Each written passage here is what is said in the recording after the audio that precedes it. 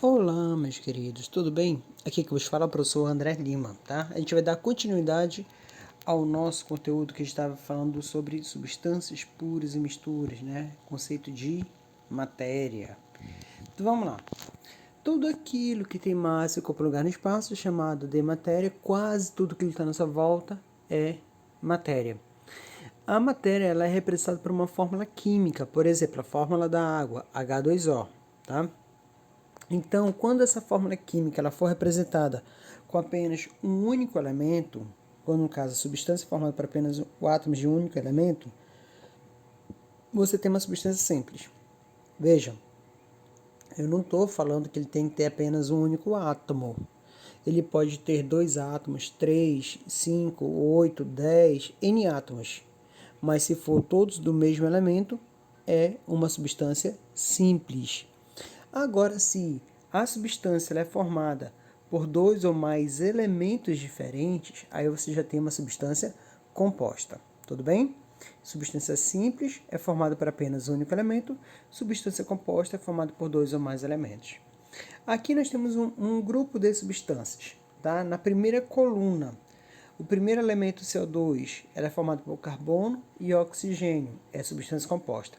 Abaixo dele, O2 tem apenas um elemento, substância simples. Mais abaixo, um elemento, substância simples. Mais abaixo, tem o H2O, dois elementos, o H e o O, substância composta. Na segunda coluna, começa com H2, substância simples, apenas o H. Depois vem H2SO4. Você tem 3 elementos, o hidrogênio, o enxofre e o oxigênio, composta. Depois, Cl2, apenas um elemento. No caso aí, o L está minúsculo, quer dizer que ele ainda faz parte ainda da primeira letra. Tá? Cl é apenas um único elemento. O3 é o ozônio, substância simples. Na última coluna, NO2, dois elementos, substância composta. I2, um elemento, substância simples. NaCl, são dois elementos. O Na é um elemento só, porque a segunda letra é minúscula, e o Cl também. É um elemento só, porque a segunda letra é minúscula, tá? NaCl é a fórmula do sal de cozinha, o cloreto de sódio. Tá? São dois elementos, substância composta. E a última, CaO, que é cal. A cal de pintar parede, pintar árvores, tá? Tem dois elementos, o cálcio e o oxigênio, então ela é uma substância composta. As substâncias simples, elas podem sofrer um fenômeno muito esquisito que ocorre na química, tá? Assim, por exemplo, se eu tenho um elemento chamado João, aí eu pego vários elementos de João, vários átomos de João junto. Pego João, João, João, João, João, eu vou formar uma substância. O que eu espero é formar uma substância João, já que todos os elementos são de João, então vai ser uma substância João, tá? Simples assim. Mas a alotropia, ele me diz que se eu pegar vários elementos de João, eu posso formar Maria, por exemplo. Formar uma outra substância com propriedades completamente diferentes daquilo que eu estava esperando. Então eu posso pegar elementos de João para formar uma substância João, e eu posso pegar elementos de João para formar Maria. Tá? Então apenas um único elemento ele pode formar substâncias simples, diferentes entre si, com propriedades diferentes. Tá? O nome desse fenômeno é alotropia. E essas substâncias elas vão diferenciar ou pela estrutura cristalina ou pela atomicidade. Tá? A atomicidade é o número de átomos que apresenta ali na fórmula química, ali na substância simples. Por exemplo, a substância N2, que é o gás de nitrogênio, ele tem 2 átomos de nitrogênio, portanto ela é uma molécula diatômica ou biatômica, tanto faz. Tá? O3, que é o gás ozônio, número de átomos 3, então ela é triatômica, a atomicidade é 3. Então esse número pequeno colocado aí embaixo, o índice, ele é a atomicidade. P4 tem 4 átomos de fósforo, então ela é tetratômica. S8 tem 8 átomos de enxofre, então ela é octatônica. Então esse númerozinho é a atomicidade, tá bom? O primeiro caso, os principais casos, são 4 casos de alotropia. São de 4 elementos, oxigênio, enxofre, fósforo e carbono. São 4 casos. O primeiro caso do oxigênio ocorre com gás oxigênio, que é esse gás que nós respiramos, que é o gás utilizado em processos de combustão, e o gás ozônio, tá? O gás oxigênio tem a fórmula O2, o gás ozônio tem a fórmula O3. Então, a diferença entre essas duas substâncias é a atomicidade, que quando for dois oxigênios, forma uma substância, é o gás que a gente respira. Se for O3, forma outra substância, que é o gás ozônio. O gás ozônio, a níveis baixos da atmosfera, ele é tóxico para a gente, ele é um poluente, tá? Ele aumenta efeito estufa, problemas com chuva, mas em camadas superiores ele forma uma barreira, um filtro, né, que protege a Terra dos raios ultravioletas. Então ele deixa passar o calor, a luz, mas boa parte dessa radiação ultravioleta ele vai barrar, ele vai filtrar. Por isso que é importante manter a camada de ozônio. E o gás oxigênio, ele é o gás que é vital para a manutenção da vida, né? Todos os seres vivos, quase todos, a não ser aqueles que não sejam aeróbicos, os anaeróbicos não precisam, mas os aeróbicos precisam de oxigênio, inclusive seres humanos. Sem oxigênio a gente não vive, tá? Então, para manutenção da vida e também em processo de combustão, utiliza-se oxigênio, tudo bem? O outro caso, perdão. Das duas formas, entre o ozônio e o oxigênio, o que é mais comum para a gente? O oxigênio. Então, essa forma mais comum é a forma mais estável. A forma mais estável é aquela forma que vai ter menor energia. Na química, quem tem muita energia é instável. Isso não é legal. Tudo vai ter que se caminhar para estabilidade. Nesse caso, algo que é instável é algo que muda, que se transforma. E estável não. Então, nesse caso, seria mais fácil o ozônio se transformar em oxigênio do que o contrário. Tá? Já que o oxigênio ele é estável, ele não muda, ele não vai se transformar. Tá? Então, das duas formas, o oxigênio ele é mais estável. A outra forma de alotropia é a alotropia do carbono, onde a gente vai ter, por exemplo, grafite e diamante. O grafite é formado por átomos de carbono. Os carbonos vão formar estruturas hexagonais, tá? Vai formar uma figura parecida com uma colmeia de abelha, tá? Os carbonos aí estão ligados com ligação dupla, que vai ter uma hibridização sp2, que lá na frente você vai entender o que é isso, sp2, e formar como fosse uma lâmina, como fosse uma folha de papel com esses desenhos hexagonais. Aí vai ter uma outra folha em cima, outra folha em cima, outra folha em cima. Então a gente vai dizer que o grafite tem essa estrutura lamelar, de lâminas, tá? Uma estrutura lamelar. Ligadas uma lâmina pela outra por forças van der Waals.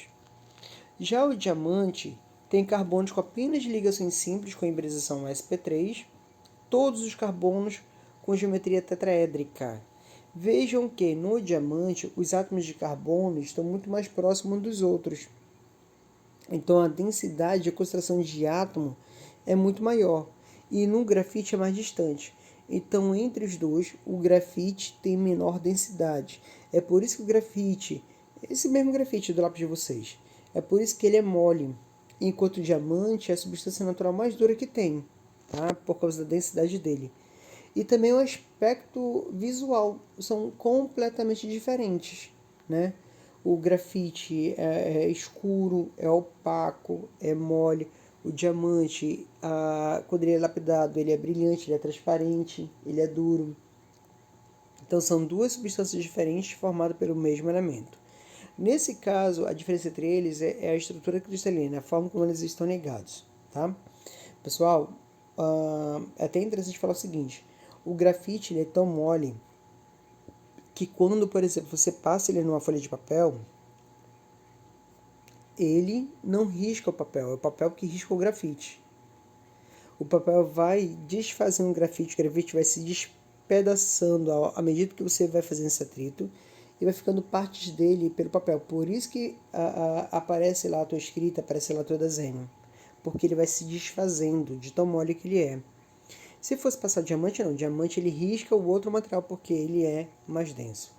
Entre as duas formas, entre o grafite e o diamante, o que é mais comum para a gente?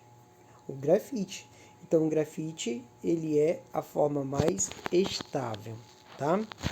Mas temos apenas essas duas do carbono? Não. Para o carbono ainda tem fullerenos e o grafeno. Os fullerenos, eles são essas estruturas parecidas uma bola de futebol, elas são esféricas, também formado com apenas átomos de carbono, ela é oca. Os nanotubos é como se fosse pegar uma folha de carbono, dessa que tem lá do grafite, e enrolar se ela fizesse um tubo. Tá? As duas, tanto as buckballs quanto essas fullerenos ou nanotubos, é muito utilizado no avanço da nanotecnologia. Por exemplo, eles estão desenvolvendo um medicamento contra o câncer, aonde vai colocar o princípio ativo dentro dessas esferas de carbono.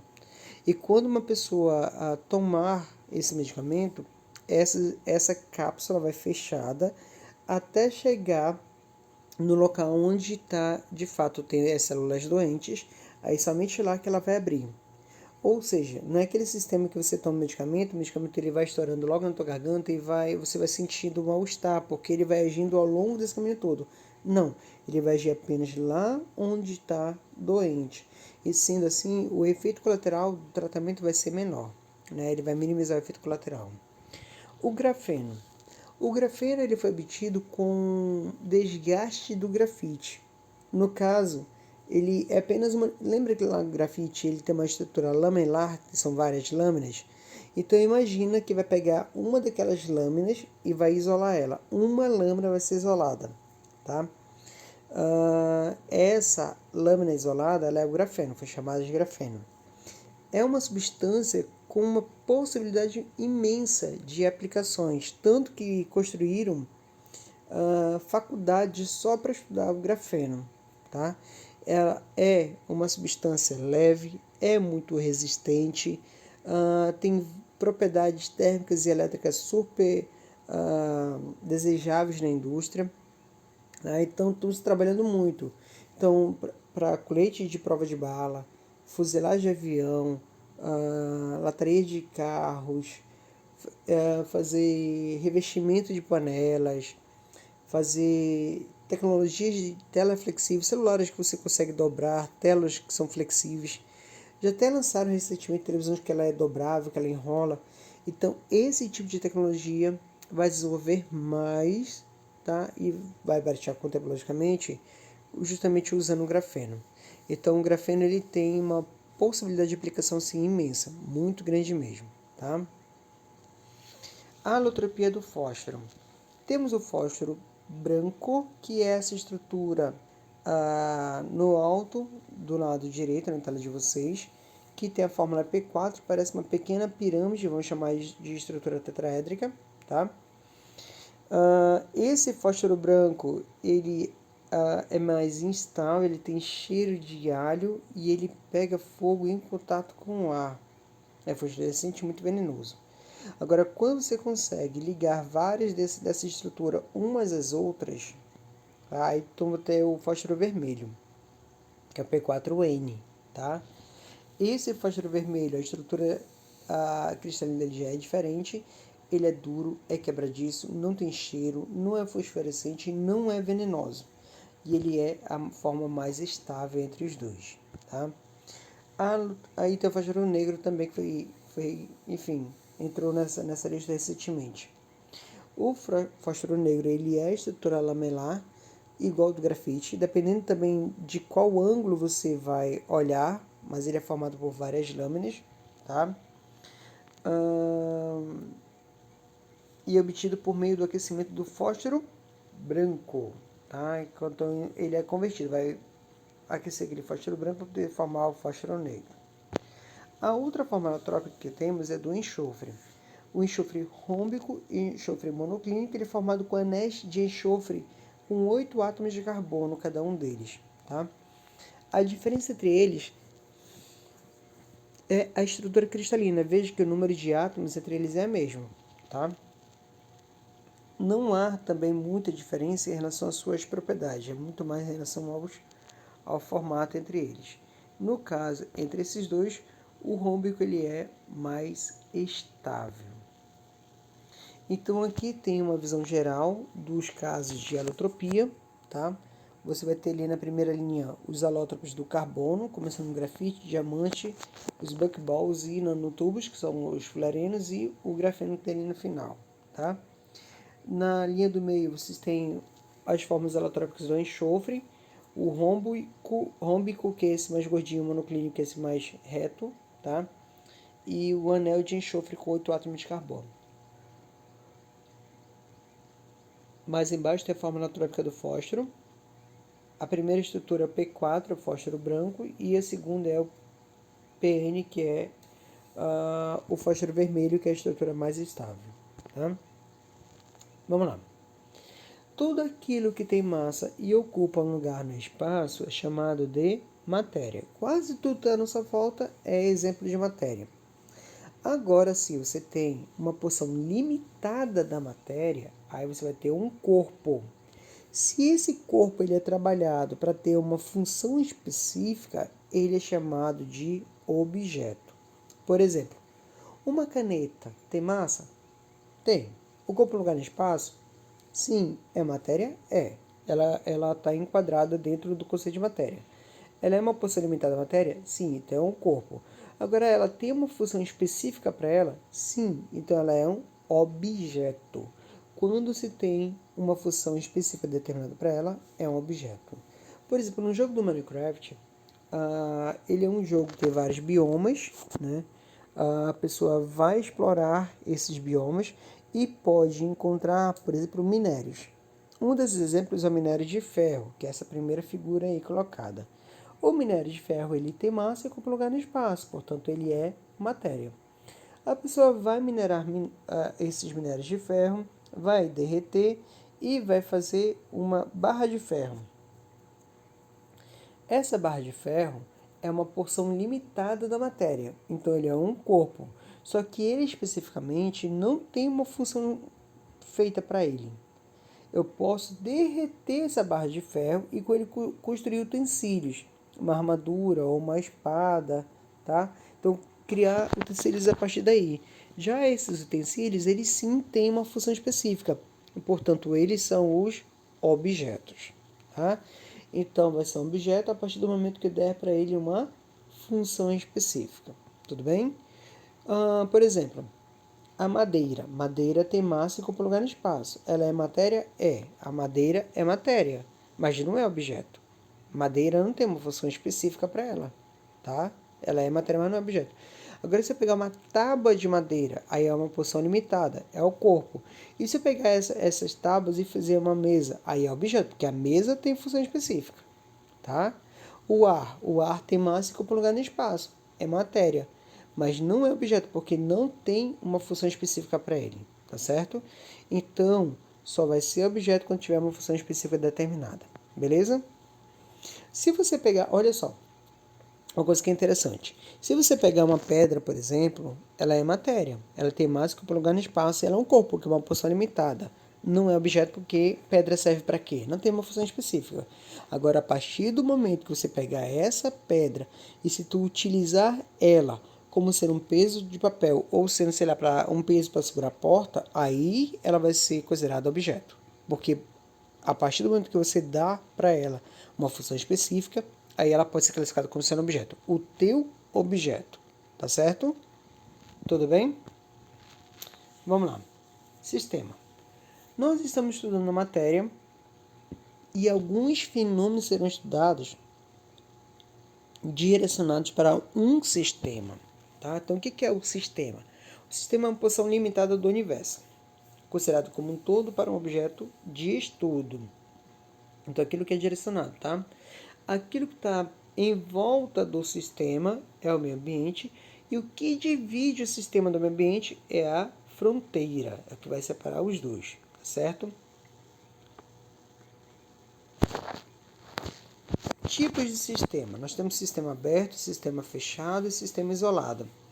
O sistema aberto, ele permite ter troca de matéria e troca de energia com o meio ambiente, tá? Por exemplo, um copo comum. Se tu colocar uma água gelada dentro dele, com o tempo essa água vai esquentar. Se ela estiver gelada, ela vai esquentar, tá? Ela vai ficar a temperatura ambiente. E se passar muito tempo, essa água vai evaporar. Ou será que a água vai derramar, entendeu? Então, o copo é um sistema aberto. Ele não vai isolar a matéria nem isolar a troca de calor, tá certo? Então, é um sistema aberto. Aí temos o sistema fechado. O sistema fechado impede apenas a troca de matéria com o meio ambiente, só a matéria, mas ainda permite a troca de calor. Então, se você tem já um copo com uma tampa, a água não vai evaporar, então se ele cair, a água vai ficar guardada dentro dele, tá? Mas mesmo assim, ela vai esfriar ou esquentar, dependendo das condições que tiverem, as condições ambientes. Então, sistema aberto troca matéria e troca calor. Sistema fechado não troca matéria e troca calor. E o sistema isolado? Ele não troca matéria e nem troca calor.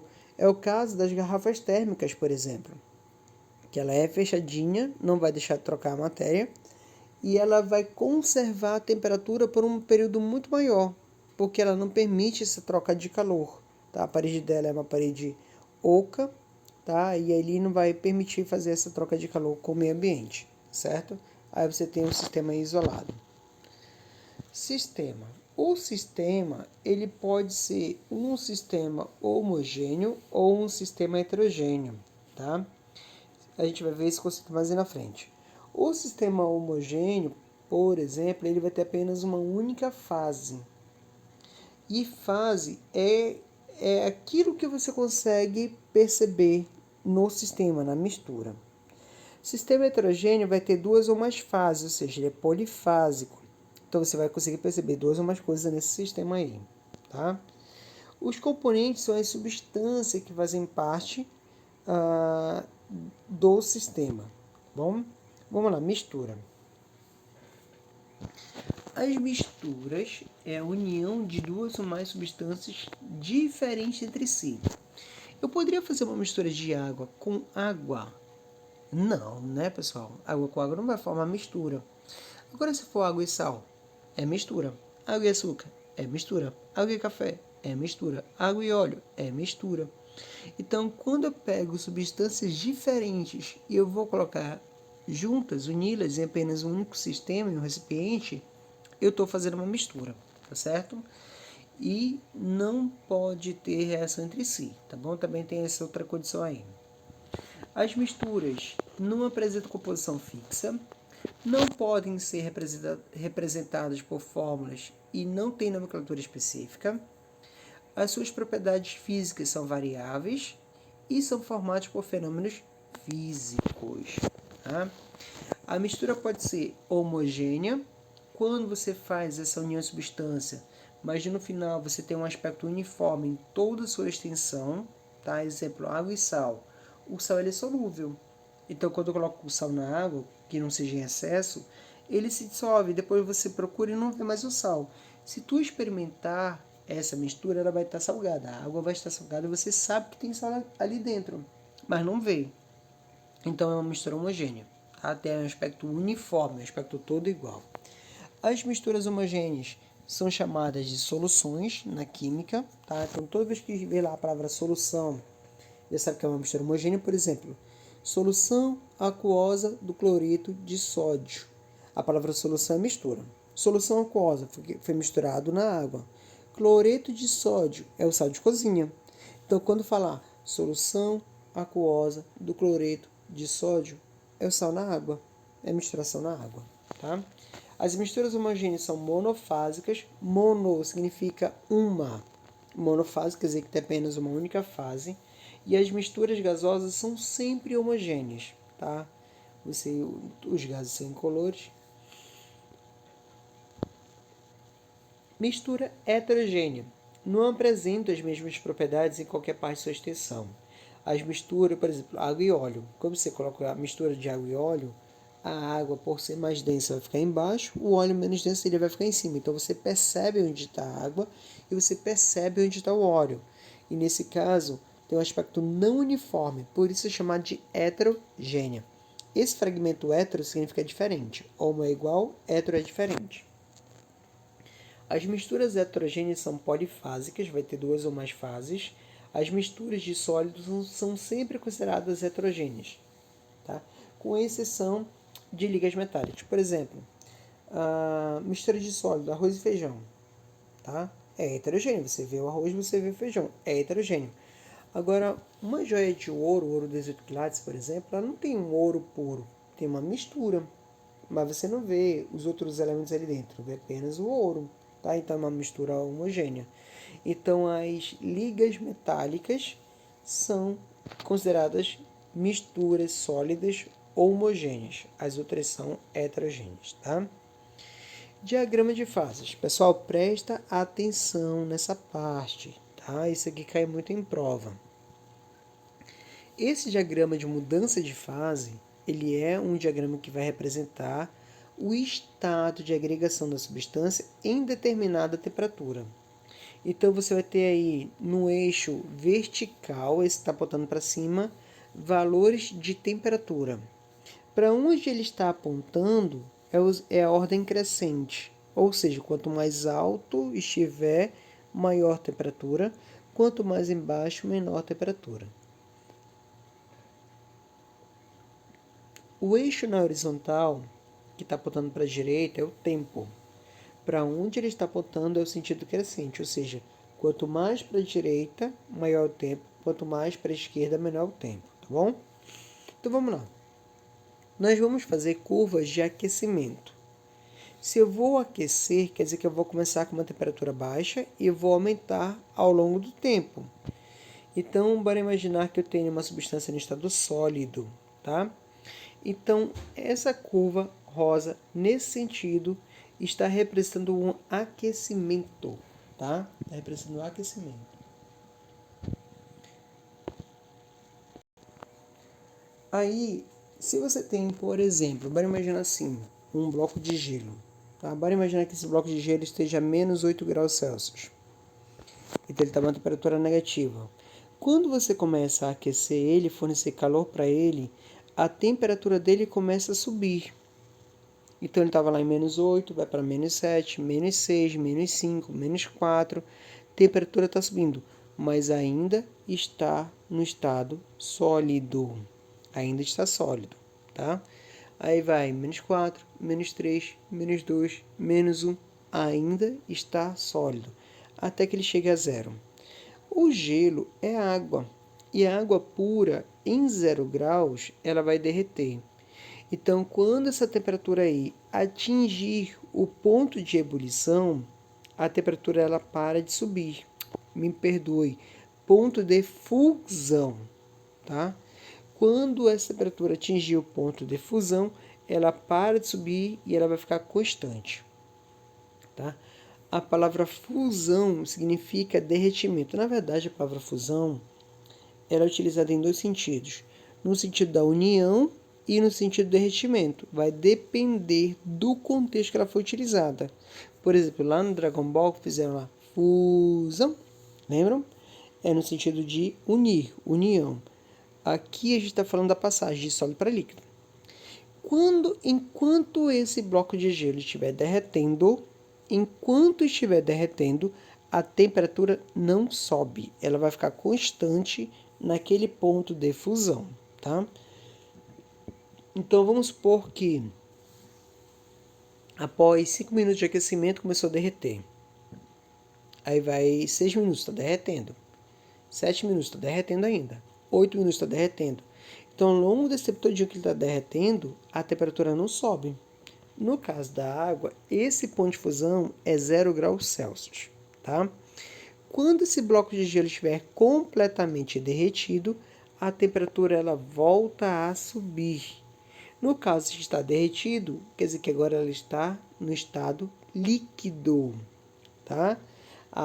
O calor que você está fornecendo vai ser utilizado para elevar a temperatura, elevar até atingir o ponto de ebulição. O ponto de ebulição é quando a água está fervendo, ela está passando de líquido para vapor.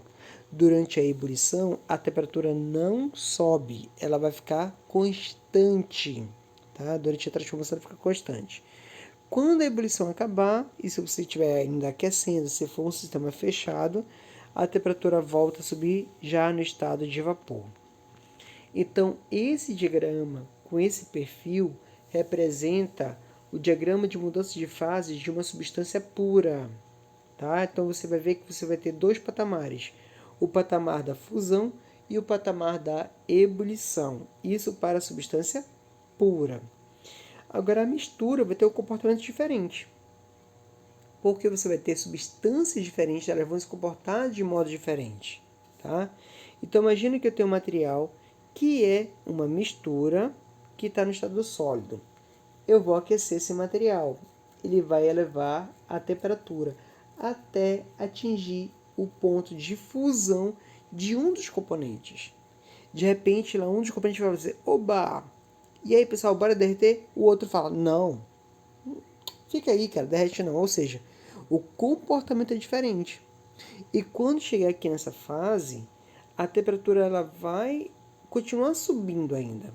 Olha, percebe a diferença do primeiro gráfico para esse agora. Por quê? Porque o calor fornecido ele vai ter que derreter aquele cara que quer derreter e vai ter que elevar a temperatura do outro para que o outro derreta também. Então, na mistura, durante a fusão, a temperatura ela vai subir, ela vai aumentar. Quando estiver completamente derretido, a temperatura volta a subir já no estado líquido, até que eu falo, oba, e aí, bora entrar em ebulição? Bora passar para a fase de vapor? O outro fala, não, cara, não vai não, fica aí. Ou seja, quando atingir o ponto de ebulição de uma dessas fases, na ebulição a temperatura continua subindo, porque uma das partes que entra em ebulição, a outra parte ainda não. Então, o calor fornecido é utilizado para fazer aquela primeira parte entrar em ebulição e a segunda é elevar a temperatura até entrar em ebulição também. Por isso que a ebulição ela está subindo. É uma curva ascendente, está subindo ainda. Se for um sistema fechado e você ainda continuar aquecendo, a temperatura volta a subir agora no estado de vapor. Então, olha aí. Comparem esses dois diagramas que estão na tela de vocês. Tá? O primeiro caso, que tem dois patamares, o patamar da fusão e o patamar da ebulição, é o gráfico de uma substância pura. O segundo gráfico, onde na fusão ela é variável, ou seja, está subindo, e a ebulição também é variável, aí você tem uma mistura. Pessoal, tem casos de misturas especiais, tá? Que vão se comportar como se fosse uma substância pura em uma das fases de transformação. O primeiro caso é a mistura eutética. A mistura eutética é uma mistura de sólidos, onde os componentes sólidos derretem na mesma temperatura. Coincide o ponto de fusão deles. Tá? Aí, nesse caso, a fusão vai ser constante, tá? Mas quando chegar no período da ebulição, ela é variável. Se ela tem a propriedade física variável, ela é uma mistura, mas é uma mistura que durante a fusão ela se comporta como se fosse uma substância pura. Durante a fusão ela é constante, tá? É chamada de mistura eutética. E temos a mistura azeotrópica, que é uma mistura de líquidos, e esses líquidos entram em ebulição na mesma temperatura. Vou ter o sólido, eu vou ter a fusão variável, tá? Passa para o estado líquido, mas na hora da ebulição ela é constante. Você tem um ponto de ebulição, aí depois ela volta a subir a temperatura na forma de vapor.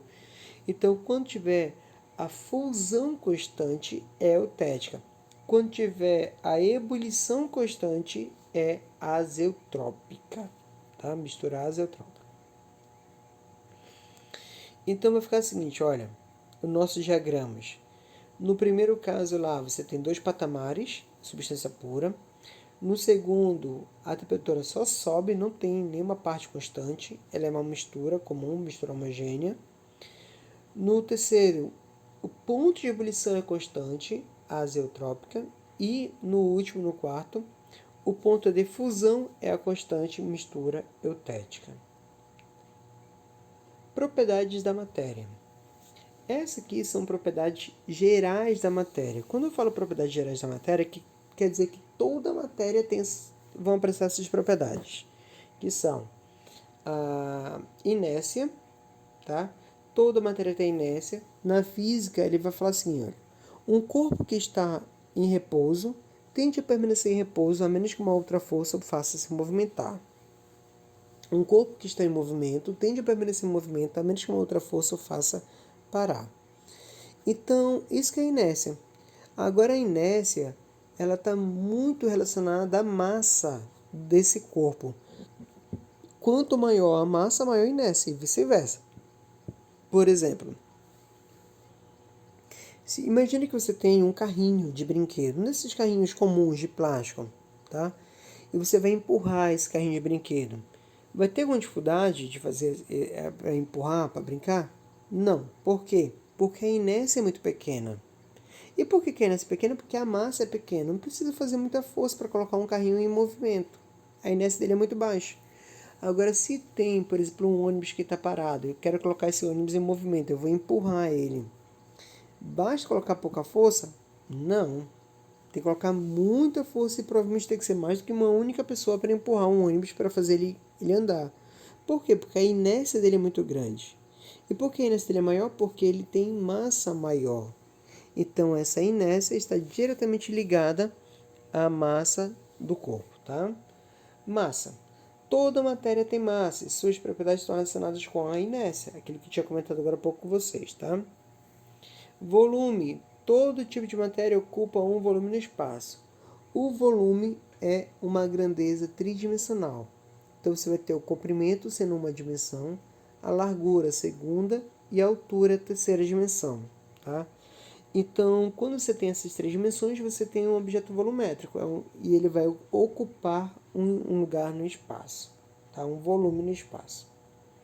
Impenetrabilidade. Dois corpos não ocupam o mesmo espaço ao mesmo tempo. Por exemplo, você tem uma bacia cheia com água, se eu entrar nessa bacia, a água transborda e derrama. Então, quer dizer que para um corpo entrar, o outro tem que sair. Divisibilidade. Toda matéria pode ser dividida. Toda matéria pode ser fragmentada. Toda matéria pode ser quebrada. Toda matéria pode ser pulverizada. E assim por diante. Tá? E assim ainda vai manter as suas características. Esse fato de dizer que vai manter características é para poder especificar que não houve uma reação química. Tá? Se você quebra e mudar as características, é uma reação química. O quebrou e manteve característica foi apenas a divisibilidade. Ok, pessoal? Alguma pergunta? Então é só colocar no grupo. Tudo bem? Escreva na pergunta de vocês. A gente vai dar uma pausa por aqui nesse conteúdo, senão o vídeo vai ficar muito longo também, tá certo? Espero que vocês tenham entendido. Se não entenderam, coloquem as perguntas lá no grupo, tá? Que eu vou responder a cada um de vocês, tá certo? Tenham todos um ótimo dia de aula e até a próxima. Valeu, pessoal. Um abraço em todos. Tchau.